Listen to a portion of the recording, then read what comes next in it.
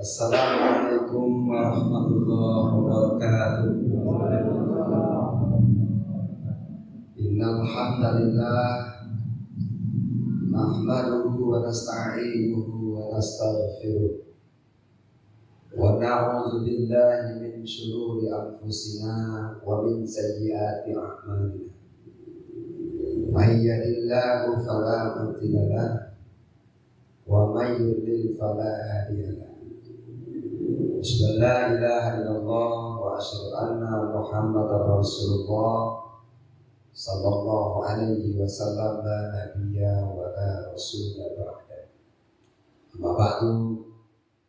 Bapak dan ibu-ibu yang saya hormati dan yang saya muliakan, apa kabar Bapak Ibu, sehat? Alhamdulillah rabbil alamin. Kita bersyukur kepada Allah Subhanahu wa taala. Allah masih memberikan nikmat kesehatan. Bukan hanya nikmat kesehatan, bukti kita hadir kemari adalah juga nikmat kesempatan.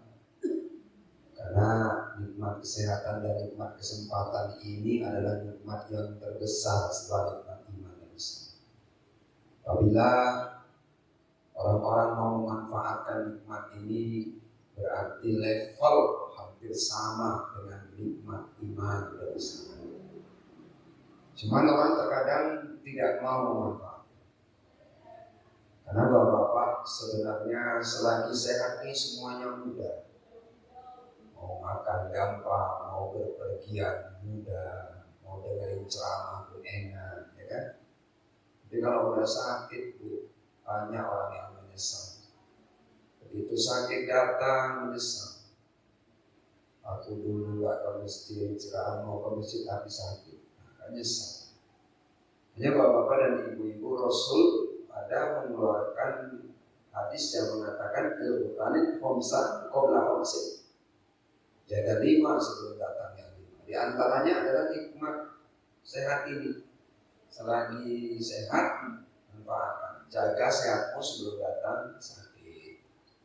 Jaga sempatmu sebelum datang waktu yang sakit. Luar biasa itu.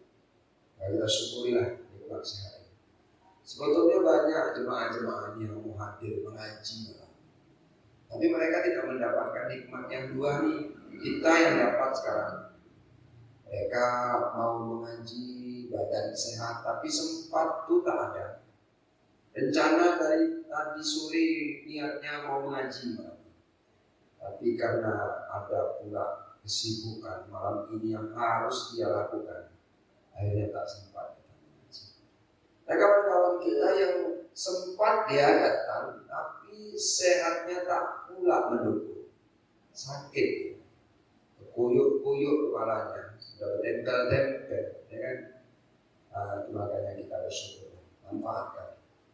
Waktu sehat, waktu sempatnya kita manfaatkan untuk datang ke majelis ilmu atau ibadah.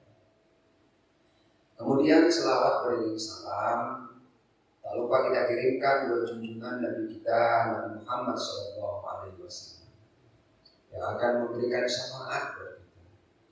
Bapak-bapak dan ibu-ibu, andai kata, andai ya, pada malam hari ini Nabi Muhammad itu duduk di depan kita.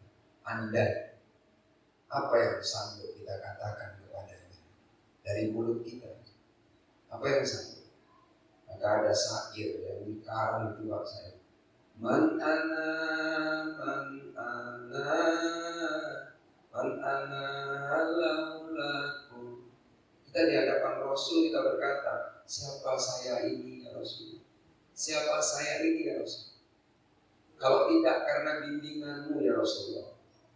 Kalau tidak karena bimbinganmu, kaifama hubbukum, kaifama awakum. Bagaimana kami akan bisa mencintaimu?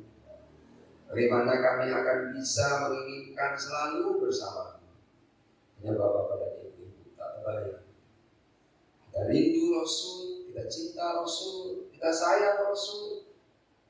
Tak sanggup kita, ketika Rasulullah ada di depan kita sekarang, kita tidak sanggup ngomong apa. Ya Rasulullah, aku umatmu. Lalu kita bilang, tapi aku ya Rasul, tidak menjalankan sunnahmu secara konsekuen. Aku umatmu ya Rasul, tapi aku ya Rasulullah tidak menjalankan perintahmu secara istiqomah. Tapi ya Rasulullah, aku mengharap syafaat darimu. Rasulullah nanti akan memberikan syafaat kepada kita. Syaratnya apa Bapak dan Ibu syafaat? Satu riwayat dikatakan Bapak dan Ibu, nanti kita akan memasuki alam di mana alam itu disebut namanya alam syafaat. Kita kini kan baru berada di 3 alam yang kita lewati. Kita masuk alam yang ketiga nih. Alam roh sudah berlalu, ya kan? Alam kandungan sudah berlalu. Nah, sekarang alam dunia. Alam dunia ini bapak-bapak dan ibu-ibu tak lama. Alam dunia ini tak lama. Tapi alam dunia ini adalah menentukan untuk 9 alam lagi yang akan kita lalui. 9. Alam kubur, ya kan? Alam kiamat, alam berbangkit, alam mahsyar, alam syafaat, alam mizan, alam sirat, alam hisab, alam surga dan neraka. Itu akan kita jumpai Bapak dan Ibu.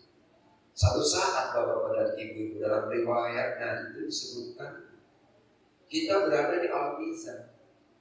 Mizan itu artinya timbangan Bapak Ibu. Jadi kalau ada orang namanya mizan, berarti nama Bapak itu artinya timbangan. Tapi nggak usah disebut timbangan. Karena setiap mizan belum tentu timbangan, setiap timbangan belum tentu mizan, tapi mizan itu timbangan untuk menimbang amal, ya kan?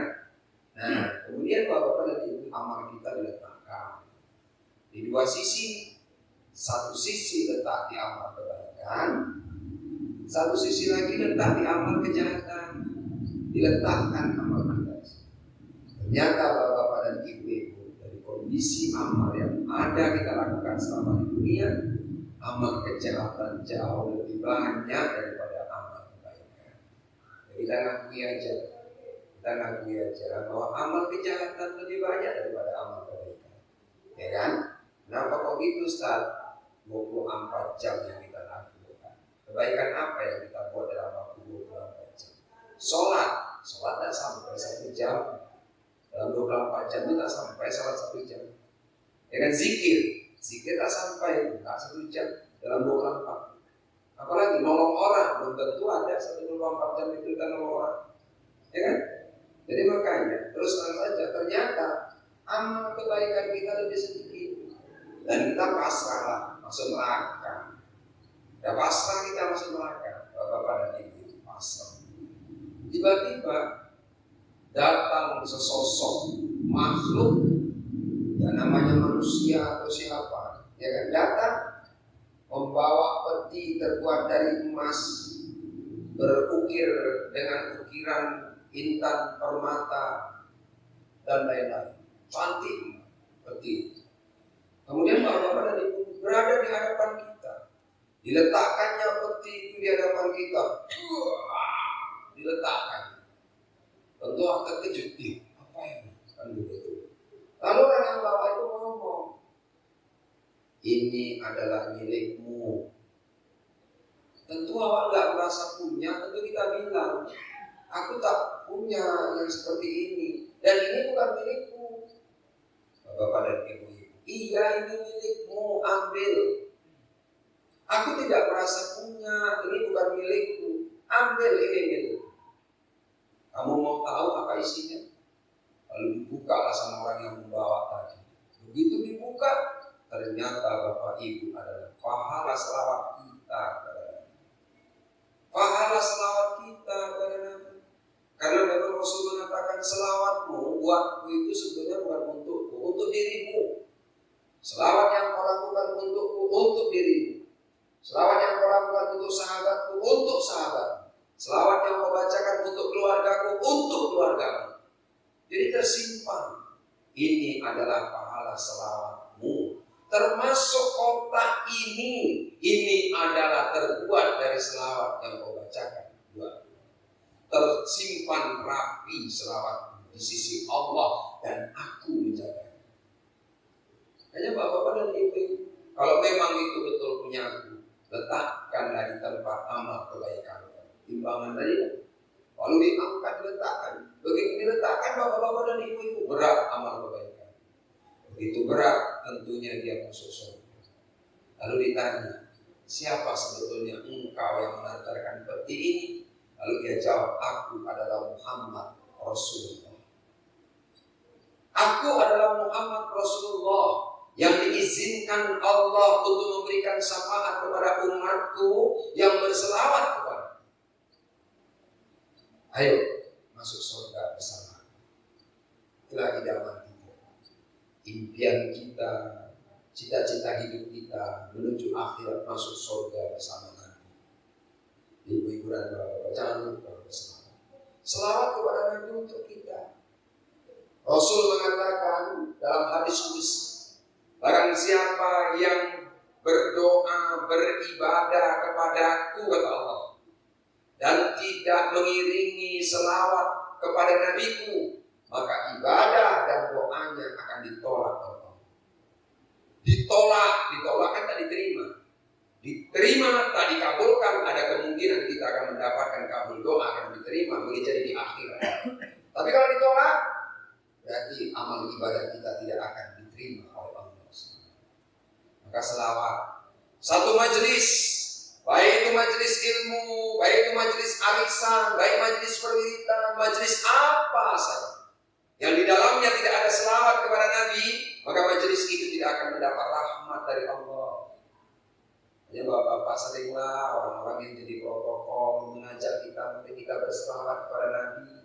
Siapa-siapa yang berpidato sering mengajak kita, mari kita berselawat kepada Nabi. Supaya apa? Supaya majelis itu majelis yang mendapat rahmat dari Allah. Sholat itu kan selawat ada bagian dari rukun. Sempat kita sholat nggak pakai selawat, merasa seperti itu. Sholat menyembah Allah diiringi dengan selawat. Ada selawat ada. Tak baca selawat, tak sah sholat. Ini bapak-bapak dan ibu-ibu, selawatlah kepada Rasul. Kapan-kapan kajian selawat kita bahas. Ini kaji ini kan dekat masuk Ramadan. Kita sambut Ramadan, kaji menyambut Ramadan. Ya Bapak Ibu ya, setuju Bapak Ibu ya? Ibu setuju kan? Cuma dua setuju aja. Apa-apa, ini nggak tahu, udah nggak nikmat mereka nggak dapat seperti kita. Mungkin ada yang sakit, ada yang nggak sempat. Nanti lain kali kasih tahu. Ustaz Salman yang ngajar lagi dengan kita, ini kasih tahu ya. Biasanya nggak 6 ya. 6, 8, ini bapak-bapak banyak sekali ini ya, alhamdulillah. Masjidnya bagus, jemaahnya. Karena masjid bagus itu kan terlihat dari bangunannya yang indah. Masjid bagus itu terlihat dari jemaahnya. Jemaahnya yang kompak, jemaahnya yang ramai, masjid itu dimakmurkan. Masjid cantik, mohon maaf, di sini ada masjid bagus di sini. Besar, dia cantik, belum corona lagi. Saya mengaji setiap bulan, sebulan sekali saya mengaji. Jemaahnya 87. 87 bosarnya tanggung sih, 8 laki-laki 7 perempuan. Bosarnya tak tanggung sih, ditabung lagi. Nah, itu kadang-kadang mau tak datang perempuan 32, dengarinya kadang-kadang mau laki-lakinya 6, mau ada 4, yang paling butuh 8 lah. Ujung sana satu, ujung sana satu, ujung sana satu ya. Untuk mikir cantik. Ya ini banyak ini, alhamdulillah, wah masya Allah, luar biasa. Mudah-mudahan Allah memberikan curahan rahmat pada kita semua. Amin. Ramadan akan datang. Ramadan ini tamu nggak bisa nolak.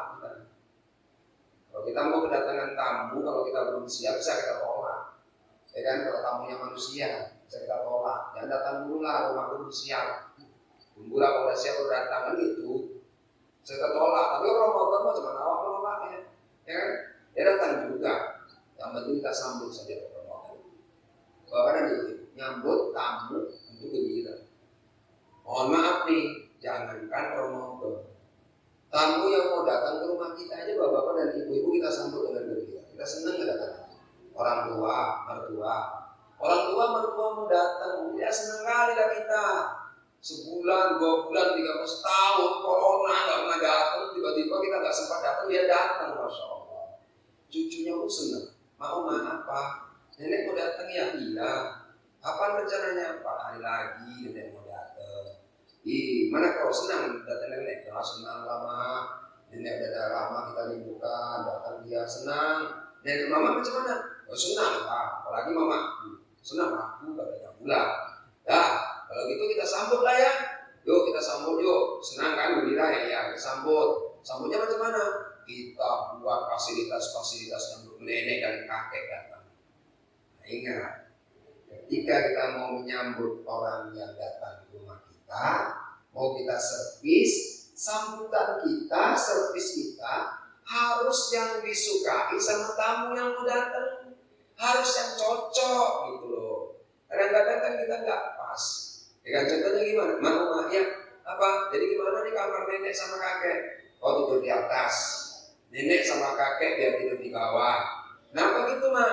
Karena tahan nenek kakek naik atas naik tangga. 80 mau nenek, 85 mau kakek, nggak mungkin lah. Ya udah, kosongkan kamar. Nanti kita kasih kasurnya yang bagus. Kita kasih pipa AC. AC-nya bila perlu 4 PK. Kasih AC 4 PK. Umurnya 80. Nenek kakeknya 85. AC 4 PK. Beku kan? Sedangkan tidur pakai kipas angin, kita sehat. Orang tua kan seperti itu. Artinya apa? Gak cocok. Orang yang disambut tadi gak cocok dengan sambutannya. Nyambut senang memang, tapi gak cocok. Makanannya apa, Mak? Kita kasih kacang tujin sama sanjay. Kacang tujin sama sanjay, coba bayangkan. Mana cocok? Nenek kakek dikasih kacang tujin. Sedangkan kue lapis dia namanya susah. Kacang tujin artinya apa? Gak cocok sama orang yang datang sambutannya. Mewah sambutannya, asik, tempat tidur, macam-macam, tapi gak cocok. Begitulah orang yang Ramadan. Ramadan mau datang disambut, tapi sambutannya kadang-kadang yang Ramadan sendiri tidak mau. Caranya itu gak mau.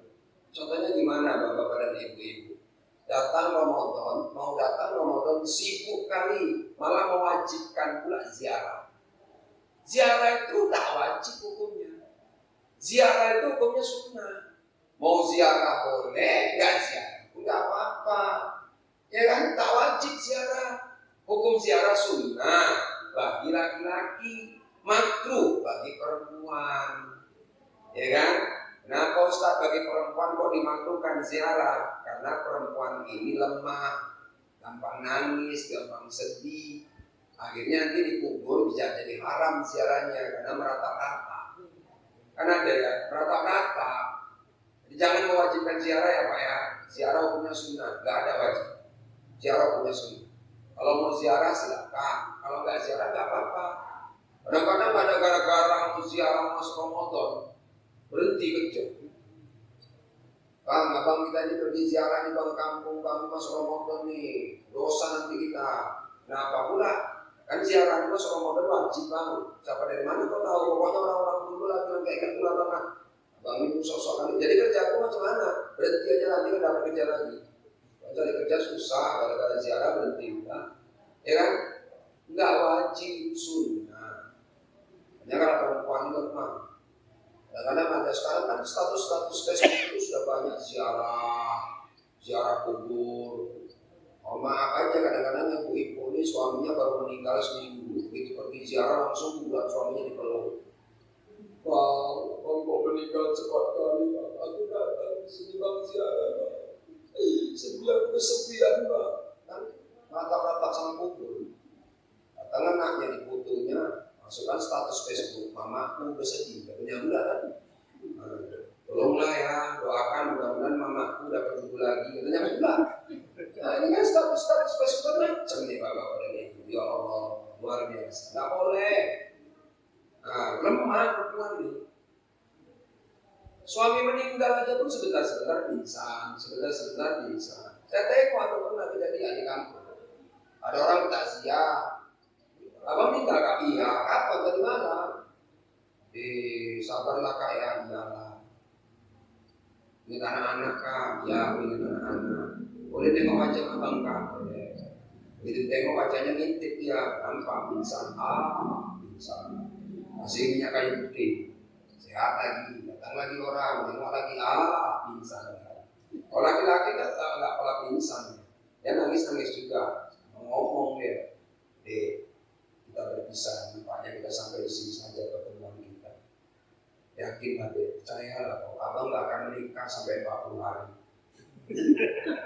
Kan itu, 40 hari aja jatah. Kalau ada jodoh 40 hari lagi ya kan. Kalau perempuan tahan dia, lu sedih tahan. Ini makanya ibu, ziarah. Ustaz, kalau ziarah itu pakai bunga Pak Ustaz. Bunga itu dekat kepada budaya Hindu. Kalau pakai nggak apa-apa kan Ustaz, nggak masalah. Tapi jangan diwajibkan di sore bunga. Ada silakan, nggak ada sudah. Yang bagus bunga di mana Ustaz? Kan di makam itu kan ada orang jual bunga, beli aja di situ. Beli. Kalau bunga sendiri kalau ada, kalau nggak ada jangan bunga orang kalau curi. Kadang-kadang mau ziarah, bunga di rumah habis, bunga kawan diambil dari tangga-tangganya dan tumbuhnya payah-payah, tidur di luar, menunggu bunga janda bolong. Ini dipakai orang potong-potong untuk ziarah. Kan nggak boleh kalau itu ya. Karena di dalam kubur panasan. Ini juga bunga curi anak dulu. Jadi jangan, ya udah. Rasulullah ada pakai bunga Ustaz tidak? Rasulullah nggak pernah ziarah pakai bunga. Kubur-kubur di Mekah itu kan ada yang pakai bunga. Dilarang membangun kubur, dilarang membuat nama-nama katanya. Awal di sini kayak sepakat ulama mengatakan kalau sekedar nama boleh lu tanda. Di sana kan batu aja tahu.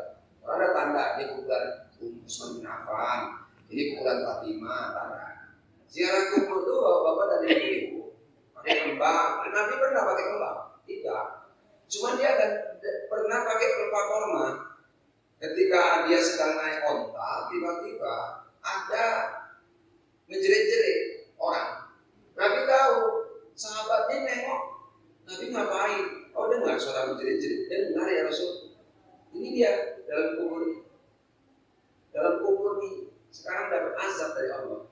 Tolong ambilkan pelepah korma itu, kata Nabi. Diambil, potong sama Nabi, potong lagi. Nah, ditancapkan di kubur. Nabi berdoa, ya Allah, ringankanlah azab kubur orang di dalam ini sampai pelepah korma ini kering. Nah, itulah dibikin orang ganti nama kembang. Kalau mau mirip-mirip ya pelepah sawit lah. Ya kan nggak mungkin kuburan kita ditaruh pelepah sawit gara-gara itu kan. Ya, sedangkan di Mekah di Madinah aja nggak ada kok pelepah korma ditaruhkan kok. Nah, makanya bapak-bapaknya sekarang dibikin orang kembang. Tapi nggak wajib. Nah kemudian apa? Doakan orang yang meninggal. Kalau mau dibacakan yasin, baca yasinnya di rumah saja. Kirimkan doa itu sampai sana. Karena yang mau diziarahi kan banyak. Sampai 6. Kalau setiap kubur baca yasin kan 24 jam kan nggak siap. Ya kan? Nah, makanya bapak dan ibu. Adabnya masuk kuburan baca salam. Assalamualaikum ya ahli kubur. Dengar itu dia Ustaz, dengarlah.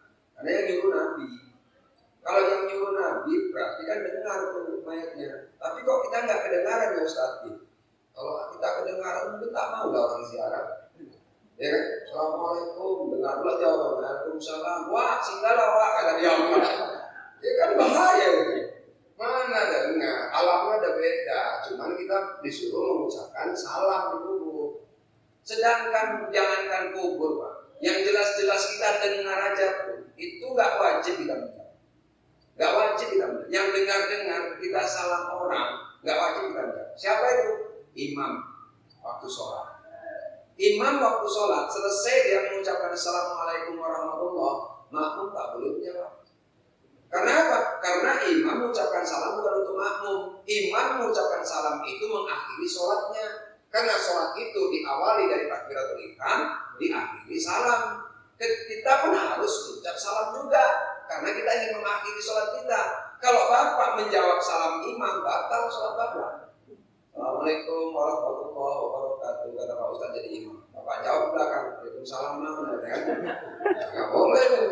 Ya, jadi supaya paham kita.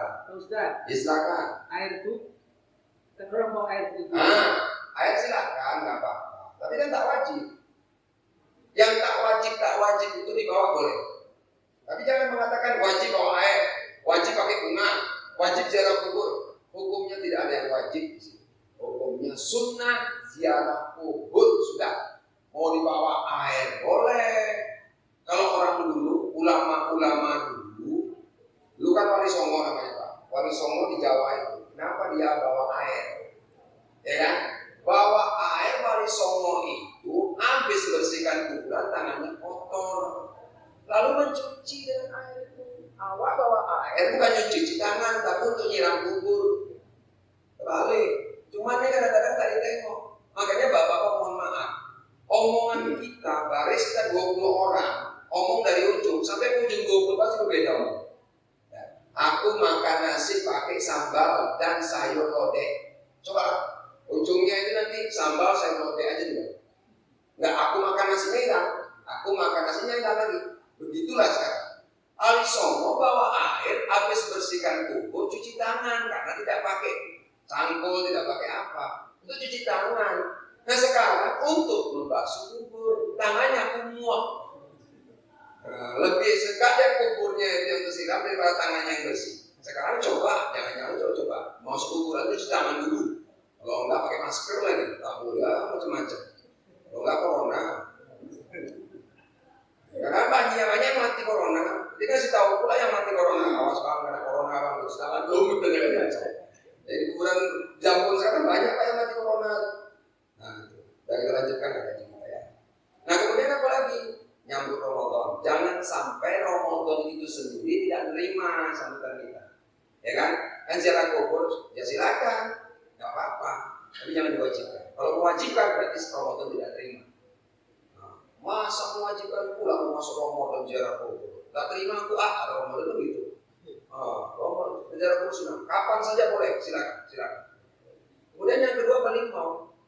Belimau itu bapak-bapak itu ada tradisi. Kalau sampai menyalahi kepada syariat, tinggalkan. Sekarang kan orang belimau sudah salah jalan. Orang-orang tua dulu belimau, beli limau, bawa pulang ke rumah, dicincang, masukkan ke dalam ember, cocoknya bau harum. Lalu mandi sunat memasuki bulan suci Ramadan. Tubuhnya ini dimandikan dengan limau. Sekarang belimau itu gak gitu. Belimau sekarang pergi ke Sungai Ranau, Sungai Kampar, Sungai Siak. Sungai-sungai pergi mandi rame-rame pakai sampan, tergolek sampan itu baru mati, tidak ketemu ya. Coba bapak tanya Mbak Google, mati karena belimau, keluar semua, tenggelam, 2 orang mati, sampai sekarang mayatnya belum ditemukan. Ada itu, mati tabrakan, satu keluarga mati pulang belimau, lengkap. Nah kan jangan sampai, silakan aja kalau mau belimau mandi, gak apa-apa, tapi jangan cara-cara yang dilarang oleh syariat. Kemudian yang ketiga Ustaz, ada kalau bahasa kami di kampung kami Jawa, ini ada orang Jawa sih. Kampung kami Jawa itu namanya Punggahan. Tahu kan Punggahan? Punggahan itu Pak, bawa nasi rame-rame ke masjid. Salah itu Ustaz? Enggak. Orang bawa nasi rame-rame ke masjid kan enggak salah. Potong ayam, ya kan? Cuman dia mewajibkan satu di situ harus ada apam. Jangan lupa ya apam ya, kasih apam. Kalau nggak ada apam, nggak sah di Ramadan. Kan kacau ini. Tidak boleh apam, gara-gara nggak bawa apam, nggak sah Ramadan. Kan kacau ini, ada. Nah, jadi makanya itu di kampung kami masih ada tradisi seperti itu. Tapi sekarang masalah apam itu sudah nggak masuk lagi ya. Apam itu tiga modelnya gitu. Apam goreng, apam kukus, ya kan? Itu apam yang nggak dimasak dari apa? Cuman nanti jadi apam juga macam serabi, tetap pakai minyak dia masak. Nah, makanya itu luar biasa. Janganlah seperti itu. Jadi Ramadan ini datang, sambutlah Ramadan itu yang Ramadan ini. Caranya gimana? Jam Ramadan besar. Yang pertama, taubat, bersihkan tubuh iman, perbarui iman. Nah, mohon maaf sajalah. Kadang-kadang kita ini kan dosa-dosa kita banyak. Baca istighfar memasuki Ramadan. Bila perlu mandi sunat taubat. Kemudian ambil wudu, sholat sunat 2 rakaat, sholat sunat taubat. Kemudian baca istighfar. Ya kan banyak salah, tempatnya salah dan dosa ini kan kita manusia. Ya kan? Baca istighfar sekali saja dengan khusyuk dan istighfar kita diterima oleh Allah menghapuskan dosa 70 tahun. Luar biasa istighfar dengan khusyuk. Cuma kadang-kadang kita istighfar main-main. Begitu selesai sholat, assalamualaikum warahmatullahi. Orang Allahumma antas salam, dia Allahumma anturkan sujud. Ya Allah istighfar. Astagfirullahaladzim. Ya astagfirullah. Pulang. Gak benar istighfar. Kalau ada istighfar baik-baik. Astagfirullahaladzim. Oman mantap lagi, ada yang panjang. Saya istighfar. Allahumma anta rabbi la ilaha illa anta khalaqtani wa ana abduka wa ana ahla ahdika wa ahdika mastata'tu wa a'udzu bika min syarri ma sana'tu wa aqulu laka bi ni'matika ilayya. Panjang kali Pak Ustaz. Ini aja lah, apa? Jangan kamu pikirkan itu Pak Ustaz, pikirkan mencari biji payah aku. Tapi pendek aja, ada yang pendek. Dan sekarang ada Astaghfirullahaladzim ala la ilaha illa wal hayyul qayyum. Nah, masih ada yang pendek Ustaz? Ada Astaghfirullahaladzim. Masih ada yang pendek lagi? Astaghfirullah. Itulah yang pendek. Astaghfirullah. Saking pendeknya itu lah. Jangan as-as pula ya. Makanya ibu istighfar, insyaallah. Udah berhenti semuanya. Yang pernah chatting-chatting di Facebook suami istri orang, mana? Usah lagi bikin. Yang chatting-chatting suami orang, mana? Yang mau puasa nih, hilangkan teman-teman juga. Di Facebook ini kadang-kadang macam-macam aja. Memang sengaja itu di Facebook itu ada akun-akun pelapor. Memang ada. Bila ingin berkonsultasi, silakan hubungi nomor ini. Ada itu. Memang ada. Terus terang saja. Nanti tengoknya status-status kita, tengoknya foto-foto kita. Mau orang sukses ini, baru mainkan malam-malam. Di Messenger itu dimainkan. Hai, ada itu. Kau tahu status saya kan termasuk kena korban saya. Cuma istri saya cepat tahu. Kalau kan bahaya. Iya kan? Coba bang, apa itu bang? Siapa itu? Saya kan HP ini kan terkunci, tapi istri saya tahu bang. HP ini tahu, HP dia pun tahu. Sering saya cas di rumah saya tinggal. Rupanya nampak Messenger, namanya kawan-kawan Facebook. Mana tahu waktu itu tapi itu ada perempuan tuh bang, dia Messenger sama abang. Hai abang, apa itu? Ya, nggak tahu lah apa, namanya kawan-kawan Facebook. Jangan abang layani, nggak pernah aku layani ada orang kayak gitu. Jadi kok kenal abang sama dia, namanya kawan Facebook. Coba kau tengoklah mana tempat tinggalnya, kan ada itu. Tengok profilnya, tengok Bandung, Jakarta, Surabaya, banyak kawan Facebook. Hati-hati, udahlah berhenti, ini masuk Ramadan. Berhenti, kita jangan terganggu lagi ibadah kita dengan dia. Kemudian apa lagi? Silaturahim. Silaturahim kepada sama manusia. Ya kan? Ini kan baik, bapak-bapak dan ibu-ibu terus terang saja. Kita sama manusia ini sering sekali ada singgungan, ya kan? Maka dosa yang kita lakukan kepada manusia itu tobatnya lebih sulit daripada dosa kita kepada Allah. Dosa kita kepada Allah istighfar, insya Allah. Janji kita tidak melakukan lagi, taubatan nasuha selesai baca ya. Tapi dosa kita sama manusia gimana? Kalau nggak datang kita minta maaf. Yang membuat kita berdosa kepada manusia ini kan karena penyakit hati. Dari penyakit hati itu memunculkan sifat-sifat yang nggak baik sehingga manusia itu tersinggung. Malahan kadang-kadang manusia itu tersakiti dengan penyakit hati. Memang ada penyakit hati Ustaz? Ada. Siapa yang bilang Allah dalam Al-Quran? Fi qulubihim maradun fazadahumullahu maradan. Dalam hatimu ada penyakit, Allah tambah dengan penyakit yang lain. Contohnya apa penyakit hati itu Ustaz? Buruk sangka. Kita kan gampang kali kita menilai orang cepat, padahal kita belum kenal. Kita nilai orang itu jelek kali itu peramainya itu. Kenapa kau tahu? Kau belum kenal. Tahu lah aku. Itu kan orang baru juga, baru pindah dari Kamis dia itu. Gak kenal kau sama dia? Belum. Tapi kau tahu dia itu dulu orangnya. Tahu lah dari jalannya udah ketahuan. Dari jalan orang. Dari jalan orang dinilai orang itu sudah bocor ya. Nah, istrinya pun itu juga karena ada telalat di bibirnya. 3 bulan berikutnya ternyata orangnya baik, ya Allah. Rupanya baik kali orangnya, kasih makanan terus sama bikin makanan, nggak pernah tinggal di anak. Aku begitu ikut kan baru gak ada mobil pinjaminnya. Aku isi minyak, pulang, duitku pulang banyak lebih baik. Baik kali, itulah kau cepat kali kau nilai orang. Kau bilang begini, kau bilang begitu. Hati-hati, itu buruk sangka. Kemudian buruk sangka yang paling parah itu buruk sangka sama Allah. Kata Imam Ali, barang siapa berburuk sangka sekali saja sama Allah, ya kan? Maka dosa manusia yang ada di dunia ini dikumpulkan lebih besar dosa dia sekali buruk sangka kepada Allah. Contohnya macam mana kalau saat ini anak bapak tamat SMA, tamat sekolah. Oh udah tamat SMA mau kemana lagi mau nyambung? Mau kuliah lah ya. Kuliah di mana? Bandung. Apa mau ambil? Jurusan kedokteran ya. Di Bandung mau kuliah jurusan kedokteran, mana lulus kau? Allah ya, insya Allah Allah akan mengabulkan doaku dan aku akan lulus. Apalagi Allah pasti gak akan mengabulkan. seuzon. Ada langkah rezeki pertemuan maut ini jangan seuzon semua. Kalau seuzon kita sama Allah dengan yang ini, semua dosa manusia dikumpulkan, belum ada apa-apa dibanding sekali kita seuzon. Luar biasa. Nah, udah itu apa lagi Ustaz? Penyakit hati yang bikin manusia kadang-kadang rendah sama kita. Sombong. Sombong itu penyakit hati. Hati-hati. Apain kita sombong? Karena kaya, seberapa banyak nih harta kita sehingga kita sombong. Oh, karena tinggi jabatan kita, setinggi apa sih jabatan kita? Karena cantik, apa nggak ada yang lebih cantik dari kita? Ya kan? Nah, mungkin kalau kaya, jabatan tinggi, cantik, masih ada yang dianggarkan, masih ada yang disombongkan, ya kan? Yang lebih parah udah jelek, pendek, miskin, tonggek, ulah hitam, ya kan? Sombong lagi. Kalau saya malaikat Israel cabut nyawanya dulu. Iya, kayak gitu. Udah jelek, pendek, miskin, tonggek, sombong lagi. Kan bahaya ini.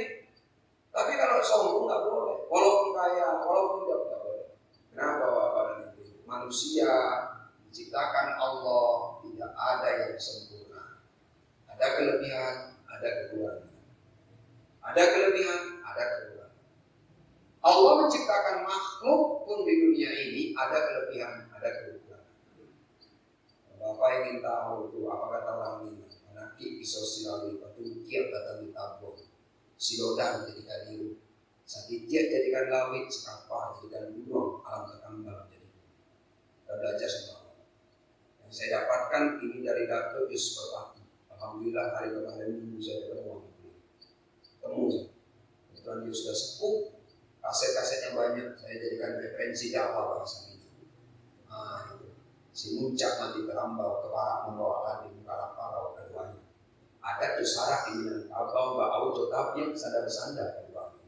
Sudah beda dari dulu. Apa nak tahu Jawa? Jawa tinggal di Medan, nikah sama orang Minang, orang bule sama bapak.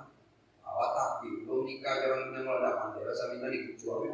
Nah, itu makanya belajar apa? Dato' Berpati itulah referensi saya ceramah. Alhamdulillah ketemu saya dengan dia. Sudah sepuh Pak orang. Makanya saya keluarkan pantun kalau kayak Dato' ini mudah-mudahan ada penggantinya. Kamu ramus Jumal Jati, hati indah pulang ke bumi. Lalai dalam mati, usaha tinggal kalau itu. Nah, kan itu ya Pak. Makanya Bapak dan Ibu-Ibu, alhamdulillah, berputus saya itu. Senang ya. Jadi makanya Bapak dan Ibu-Ibu alam terkambang dulu. Alam terkambang jadi ya kita belajar dari alam. Karena apa? Manusia itu tidak ada yang sempurna. Makhluk yang diciptakan Allah pun tidak ada yang sempurna. Ada kelebihan, ada kekurangan. Oh maaf, anjing. Anjing itu ada kekurangan, ada kelebihan. Anjing itu kekurangannya apa? Dia jelek, ya kan? Jelek dia, najis berat dia. Tapi ada kelebihan anjing. Apa kelebihan anjing? Dia patuh sama majikan. Dikasih makan, suruh nunggu rumah kita 3 hari dari kasih makan masih ditunggunya rumah kita. Patuh, itu anjing. Kalau udah dikasih makan anjing itu tinggal bersama dengan kita, pergi kita nggak pulang dicariinnya mau. Nah, begitu ketemu udah meninggal kita, di kubur itu dia tidur sampai mati. Ada filmnya. Luar biasa anjing. Nah, kan ada kelebihan, ada kekurangan. Ayam ada kelebihan, ada kekurangan. Ayam itu kekurangannya apa? Dan kelebihannya apa? Kelebihan ayam disiplin. Disiplin ayam itu jam 6 pasti dia masuk kandang. Dia nggak bakal keluar walaupun ada organ tunggal, ada keyboard, ada pasar malam, ada orang ngajak main gopeng, ada yang nggak mau ya. Ayam itu nggak mau keluar malam deh. Disiplin betul ya. Makanya bapak-bapak dan ibu-ibu. Kemudian apa lagi Ustaz? Satu lagi. Ayam itu kekurangannya apa? Kekurangan ayam bapak-bapak dan ibu-ibu, dia itu sombong, pamer ayam itu. Kenapa kok pamer Ustaz? Mau bertelur, sekampung dia tahu. Kan gitu, pamer ya manusia kalau pamer baru punya harta, pamer punya jam, tunjuk-tunjukkan ke orang, sinilah cincin, ya sama kayak ayam, pamer dia. Kadang-kadang ada kita beli kadang-kadang mau beli kursi, tapi belinya masih lama, kasih tahu orang, aku mau beli kursi yang Jati, Mawar itu yang bagus dulu, Jepara. Iya, berapa harganya Kak? 18 juta, aku tanya, itu Jati itu. Kapan Kak belinya? Setelah haji. Belum lagi beli, dia kasih tahu pamer, layang. Kemudian ada lagi Pak Bapak dan Ibu, bebek itu, oh paling mantap kalau bersatu. Bebek bersatu, kompak ya, mau pulang baris kemudian depan. Kemudian depan nggak mau yang lain, kemudian depan, dia patuh sama kemudian. Kemudian jalan, tapi zikir pula itu sama-sama. Luar biasa, makan sama-sama. Cuma ada kekurangannya. Kekurangan bebek mana? Kekurangan bebek, dia bertelur tidak satu tempat. Kemudian yang kedua, rumahnya bau kotor. Itu kalau ada orang Islam, rumahnya bau, rumahnya kotor. Nah, itu kalau ada bebek. Nah, itu makanya. Ini kan seolah-olah hidup kita ini nggak jauh beda dengan kita. Nanti saya kasih tahu kalau ini. Satu lagi ada, kotor, apa? Kodok. Kodok itu bapak-bapak dan ibu-ibu ada kekurangan, ada kelebihan. Kodok itu tempatnya jelek, ya kan? Kotor di tempatnya. Wajahnya pun buruk lah kodok. Tapi kodok itulah binatang yang ngerti bersabar. Gak ada hujan, sabar, berzikir, diam-diam. Begitu ada hujan, bersyukur, ngaji dia. Lam, sok, min. Kalau ada rawa-rawa kan bunyi itu. Lam, sok, ya kan merasa min. Kadang-kadang kencang pula itu tong. Itu kodok-kodok yang masih ikro. Kalau yang Quran lain Quran alif lam sad. Nah itu udah Quran tuh. Artinya apa? Hidupnya seperti itu. Kalau gak ada rezeki sabar. Kalau dikasih rezeki bersyukur. Itulah. Yang makanya bapak-bapak dan ibu-ibu. Artinya bahwa kita tidak jauh dari itu. Ternyata di dalam ilmu mantik. Nah itu mantik itu penuh falsafah. Filsafat Islam ya maksudnya mantik ya. Mantik itu kita ini dibilang dalam ilmu mantik itu hayawan natik. Apa itu hayawan natik? Manusia hewan yang pandai bertutur. Manusia itu adalah hewan yang pandai bertutur. Al-insan hayawan natik. Manusia adalah hewan yang pandai berpikir, hewan yang pandai bertutur, hewan yang pandai berkata-kata. Makanya dalam Al-Quran disebut oleh Allah dalam surah Al-Hujarat, kita ini ulaika kal an'am. Mereka itu seperti binatang ternak. Kan yang saya sebutkan binatang ternak semua tadi. Ulaika kal an'am. Mereka itu seperti binatang ternak, kata Allah. Kalau baik perangai binatang itu, maka manusia yang mempergunakan akalnya, manusia yang mempergunakan hatinya, manusia yang mempergunakan semua yang ada diberikan oleh Allah, sebaik itulah perangainya, sebagaimana sebaiknya. Tapi kalau tidak baik, balhum adol, malahan lebih sesat daripada binatang. Manusia lebih sesat daripada binatang. Hanya ibu dan bapak-bapak ini belajar dari alam. Sombong itu akan berbahaya buat diri kita. Mau masuk Ramadan, bersikap, saling bermaaf. Ibu-ibu minta maaf sama suami, masih ada suaminya, ya kan? Kemudian apalagi Ustaz, baca Quran. Tuh, baca Quran nggak tadarus saja Pak Ustaz. Baca Quran kalau tadarus nggak bisa, kita setar dari sekarang. Sebelum masuk Ramadan baca Quran. Nanti tadarus tidak perbaiki bacaan kita. Dulu kan tadarus itu kan pakai guru. Ya Pak ya, melingkar ada gurunya satu. Kalau kita salah baca, gurunya nyalain. Salah kau itu, innallah salah. Kata guru. Gak mau perbaiki gurunya. Innallah salah. Salah dalam hati apa? Inna salah. Mau aja guru itu. Mata kau, tengok Quran itu. Mana yang guru marahnya? Tahu salahnya di mana? Tidak apa. Kalau tahu nggak salahnya? Tahu Pak Guru. Apa? Inna Allah bukan innallah. Tebal dia karena ada baris atas. Nah, dengar kau itu? Dengar Pak Guru. Makanya apalagi belum masuk logat pula. Manusia ini kan dari suku-suku itu kan kalau nggak sering baca Quran kan logatnya bawa-bawa macam-macam. Itu inkuntum ta'lamun. Apa kau bilang? Inkuntum ta'lamun. Tak ada inkuntum ta'lamun. Jadi apa Pak Guru? Inkuntum ta'lamun. Kan gitu. Datanglah orang Padang, orang Sumatera Barat, Mimba Dwi. Apa kau bilang? Mimba Dwi. Gak ada Mimba Dwi, Mimba Di. Oh iya Mimba Di. Datang orang Sunda. Aak ya, watuha, walaini ida saja. Ma wadda'aka rabbuka wa ma qala. Apa? Qala. Gak ada qala. Qala. Makanya itu Bapak. Bukan tak ada orang Minang juara MTQ, bukan tak ada orang Batak juara MTQ,